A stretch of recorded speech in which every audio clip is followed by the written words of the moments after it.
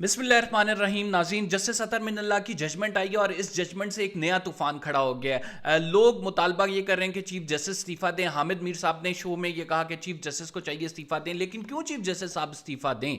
मैं आज आपको इस व्लॉग में जस्टिस अतर मिनल्ला की जजमेंट के वो 5 पॉइंट जो कि मुतनाज़ा बने हुए हैं, जिस पर पीडीएम ये बयानिया बना रही है कि चीफ जस्टिस को ना सिर्फ इस्तीफ़ा देना चाहिए बल्कि चीफ जस्टिस ने बदयांती की। मैं आपको बताऊंगा चीफ जस्टिस ने कोई बदयांती नहीं की।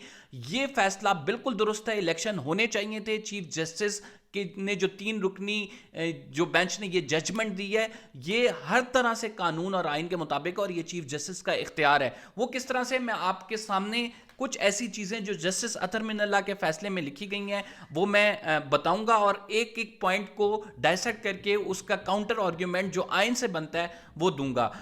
जस्टिस अतर मिनल्ला का फैसला क्या है, पहले मैं ये क्विकली आपके सामने रख देता हूं ताकि आपको आइडिया हो जाए, और उसके बाद फिर हम एक एक पॉइंट पर बहस करेंगे कि इस पॉइंट जो अतर मिनल्ला साहब ने हाईलाइट किया जिस पे पीडीएम बयानियां बना रही है, ये दुरुस्त भी है या नहीं, और अगर दुरुस्त है तो किस हद तक दुरुस्त है। वाकई ये 4-3 का फैसला है या 3-2 का फैसला है?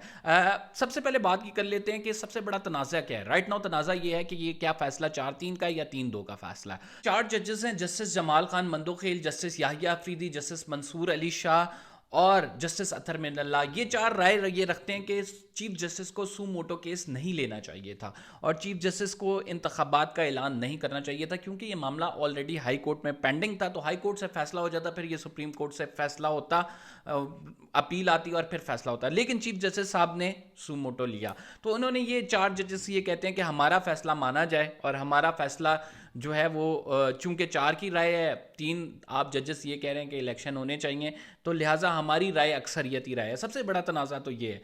अब मैं आपको इस तनाज़े का आपको आर्ग्यूमेंट दे देता हूँ कि असल में हुआ क्या था। असल में हुआ ये था कि पहले 9 रुकनी बेंच बना, जिसमें से 2 जजेस ने रिक्यूज़ किया, जिसमें जस्टिस मज़ाहिर अली अकबर नकवी थे और फिर जस्टिस जादुल हसन थे, और फिर 2 जजेस, फिर वो बेंच 7 का हो गया, और फिर उन 2 जजेस ने जस्टिस जिसमें अतर मिनल्ला साहब हैं और जस्टिस याहिया अफरीदी साहब हैं, इन्होंने कहा कि ये केस सू मोटो नहीं सुना जाना चाहिए। और फिर ये तमाम लोगों ने 9 जजेस का जो ये बेंच है, इसने 27 तारीख को हुक्मनामा निकलवाया। ये ज़रा 27 तारीख का हुक्मनामा देखें। इसमें 27 तारीख के हुक्मनामे में तमाम जजेस साइन करके एक बात कह रहे हैं, और वो ये बात कह रहे हैं कि हम ये मामला असर-ए-नौ बेंच की तश्कील के लिए चीफ जस्टिस ऑफ पाकिस्तान को देते हैं। अब चीफ जस्टिस ऑफ पाकिस्तान की सवाबदीद है कि वो नया बेंच बनाए। अब अगर एक इख्तियार मेरा है तो मेरी मर्जी है कि मैं किसी को भी बेंच में बैठाऊं, और 184(3) के तहत जो ये एडमिनिस्ट्रेटिव इख्तियार जो है वो चीफ जस्टिस ऑफ पाकिस्तान को हासिल है। लिहाजा उन्होंने जब दोबारा बेंच तश्कील दिया तो उन्होंने जस्टिस अतर मिनल्ला को नहीं बिठाया, उन्होंने जस्टिस याहिया अफरीदी को भी नहीं बिठाया। हुआ इस तरह के जस्टिस चीफ जस्टिस साहब ने जो नया बेंच तश्कील दिया, इसमें ये लोग शामिल नहीं थे। अब इन लोगों ने पहले, आप लोगों ने 27 तारीख के ऑर्डर में इख्तियार दे दिया कि चीफ जस्टिस नया बेंच बनाएंगे, या तो आप उसी दिन जब आपने ये ऑर्डर आया था आप उसको डाइसेंट करते, उस पर साइन ना करते। जब आपने एक बंदे को इख्तियार दे दिया, और वैसे भी इख्तियार चीफ जस्टिस ऑफ पाकिस्तान के पास है एडमिनिस्ट्रेटिव इख्तियार, तो वो जो भी बेंच बनाए तो वो बेंच हेयरिंग करेगा और उसमें समाअत करेगा। अब ये जो जमाल खान मंदोखेल और जस्टिस मंसूर अली शाह कहते हैं कि हमारे 2 साथी जजेस जो अपना पहले फैसला दे चुके हैं, वो कैसे पहले फैसला दे चुके हैं? वो फैसला ये है कि वो जो है बेंच में नहीं बैठे हुए, तो वो फैसला कैसे दे चुके हैं? और वो फैसला यही कह रहे हैं कि हम आप 2 की राय से जो है इत्तफाक करते हैं। तो लिहाजा ये जो जस्टिस अतर मिनल्ला का ये आर्ग्यूमेंट है कि ना मैं बेंच से अलहदा हुआ और ना ही मैंने बेंच में बैठने से माजरत की, ये इनवैलिड तब हो जाता है कि जब आप 27 तारीख का फैसला देखें, जिसमें आप देखें कि जस्टिस अतर मिनल्ला ये कह रहे हैं कि चीफ जस्टिस ऑफ पाकिस्तान नया बेंच कॉन्स्टिट्यूट करें, और फिर चीफ जस्टिस की मर्जी है वो बेंच किसी भी तरह से कॉन्स्टिट्यूट कर लें। फिर जस्टिस अतर मिनल्ला ने आगे अपने जजमेंट में लिखा है कि जो ये सू मोटो का केस का इख्तियार है, ये लाहौर हाई कोर्ट में और पेशावर हाई कोर्ट में ऑलरेडी चल रहा था। इस वजह से हम नहीं समझते कि सू मोटो के तहत चीफ जस्टिस ऑफ पाकिस्तान को इस मामले को सुनना चाहिए। Okay, that's pretty much fine कि ठीक है ये हाई कोर्ट में चल रहा था। लेकिन इसी जजमेंट में जस्टिस अतर मिनल्ला साहब ये हवाला भी देते हैं कि वो कहते हैं कि इंतखाबात होने चाहिए, 90 दिन के अंदर होने चाहिए। उन्होंने लाहौर हाई कोर्ट के फैसले का कहा कि लाहौर हाई कोर्ट इस मामले पर फैसला कर चुका था। तो सर अब मुझे ये बताएं कि ये लाहौर हाई कोर्ट में है, पेशावर हाई कोर्ट में हर रोज़ दरख्वास्त दायर हो रही है कि एक बेंच फैसला दे रहा है, उस बेंच के फैसले को डिवीजन बेंच चैलेंज कर रहा है, और उस बेंच को फिर वो ये कह रहे हैं कि ये आपने तभी भी फैसला सही नहीं दिया, हम सुप्रीम कोर्ट में जाएंगे। تو اس تمام پیریڈ کے دوران 90 دن سے زیادہ گزر چکے، یعنی 90 دن سے زیادہ پاس آن ہو جاتے. تو لہٰذا کیا چیف جسٹس نے اگر سو موٹو کا اختیار لیا ہے اور اس کو 90 دن کے اندر کرنے کی کوشش کی ہے، یا منیمم بیئرسٹ ٹائم جو آپ وہ کہہ رہے ہیں کہ 90 دن سے تھوڑا سا آگے نکل جائیں لیکن آپ الیکشن کرائیں، وہ زیادہ صحیح ہے، یا پھر یہ ہائی کورٹ میں معاملہ کلیم اللہ سے سلیم اللہ، سلیم اللہ سے کلیم اللہ کے پاس جاتا رہتا اور پھر اس میں تمام دن گزر جاتے اور پھر آپ کہتے ہیں وہ 90 دن میں ہونے تھے، اب تو ہوئے نہیں ہیں، تو لہٰذا ہم کا جو ہے وہ نیشنل اسمبلی کے ساتھ ہی اس کے الیکشن کرتے ہیں. تو لہٰذا یہ جسٹیفائڈ نہیں ہے، یہ سین اپروچ نہیں ہے کہ ایک معاملے آلریڈی اتنا التباہ کا شکار ہو. پاکستان میں جس طرح سے معاملات چل رہے ہیں، جس طرح سے اسٹیبلشمنٹ ہم دیکھ رہے تھے، چیزیں ہو رہی تھیں، اسٹیبلشمنٹ انوالو تھی، عدالتیں انوالو تھیں، تو یہ معاملہ آلریڈی آگے چلے جانا تھا. اگر آپ یہ رائے رکھتے ہیں کہ 90 دن میں ریزالو ہونا چاہیے تھا، 90 دن میں الیکشن ہونے چاہیے، تو سر اگر سو موٹو لے لیا چیف جسٹس آف پاکستان نے، اس پہ فیصلہ کر دیا، تو اس پہ کیا اعتراض ہے آپ کو؟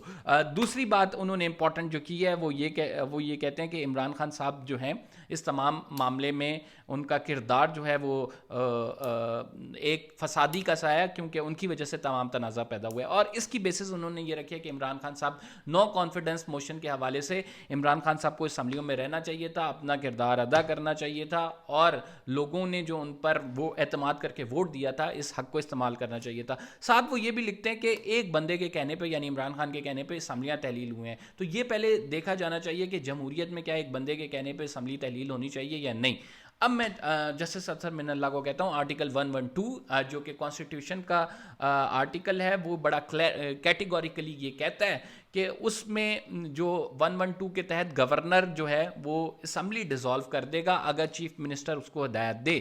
دونوں صوبوں میں چیف منسٹرز کی جانب سے ہدایات دی گئی ہیں، اور دونوں صوبوں میں اس میں یہ بھی لکھا ہوا ہے کہ اگر گورنر ڈیزالو نہ کرے اسمبلی، مطلب اگر وہ نہ دستخط کرے، تو آٹومیٹکلی ڈیزالو کنسیڈر ہوگی ود ان 48 آورس. اگر عمران خان نے اس کو as a political strategy, political move اس کو لیا، تو اس میں کیا ہم ہے؟ آرٹیکل 112 آپ کو اس کی اجازت دیتا ہے، یہ کرنے کی اجازت دیتا ہے. آپ اس بات پہ اور بھی کہہ رہے ہیں کہ ڈیموکریسی میں ایسا ہونا چاہیے کہ ایک بندے کی رائے پر عمل درآمد کی جائے. سر وہ ایک بندے کی رائے نہیں ہے، وہ پوری پولیٹیکل پارٹی کی رائے ہے. وہ میجورٹی جو ایوان میں جس کی میجورٹی میں سیٹس ہیں، جس کے کہنے پر کابینہ جو ہے وہ تحلیل ہوئی ہے، یہ اس کی رائے ہے. تو وہ ان کے بالکل پولیٹیکل حق ہے، وہ جس طرح مرضی اپنی پولیٹیکل اسٹریٹجی کے ساتھ اسمبلی ڈیزالو کریں. اور یہ معاملہ پھر عدالت میں ڈسکس ہونا چاہیے تھا، چیف جسٹس صاحب نے تو نہیں کیا.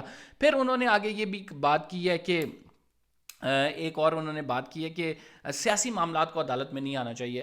میں اس بات سے بالکل متفق ہوں کہ سیاسی معاملات، انہوں نے کہا کہ سیاسی معاملات جب عدالت میں آتے ہیں تو عدالت کی ہار ہوتی ہے.